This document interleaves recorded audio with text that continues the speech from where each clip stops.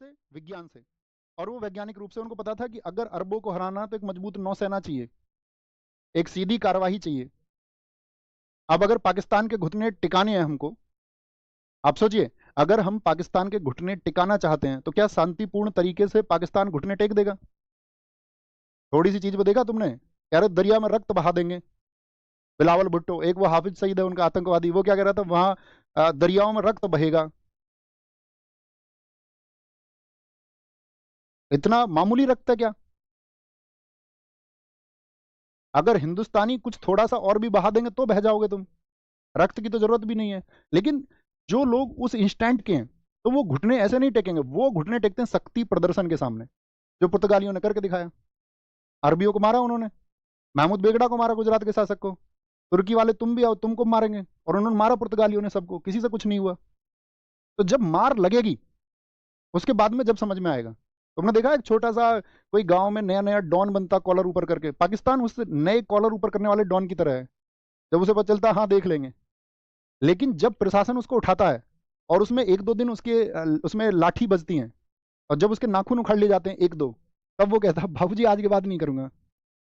तो मैं ये कह रहा हूँ, सबसे पहले तो हाफिज सईद की गर्दन लेकर के आओ, और उसको वहां जहां सिंधु वाला वो है ना, सिंधु जल समझौता तो आप समझते होंगे, जहाँ पे पानी रुका, वहां पे टाक दो उसको।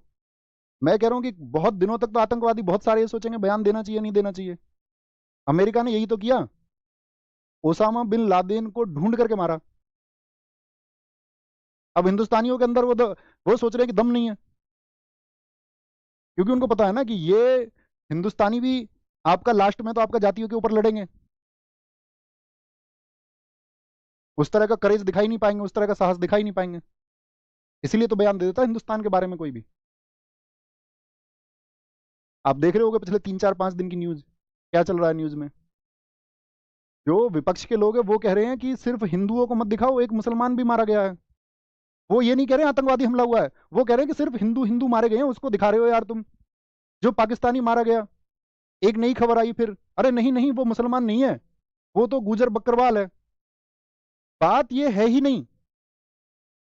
बात यह है कि आतंकवादी हमला हुआ है, आतंकवादी हमला निर्दोष व्यक्तियों पर। उस आतंकवाद के खिलाफ कड़ी कार्रवाई होनी चाहिए, जो पाकिस्तान कभी नहीं कबूलता था, उस पाकिस्तान ने भी कबूल कर लिया। उसने कहा हम पनाह देते हैं।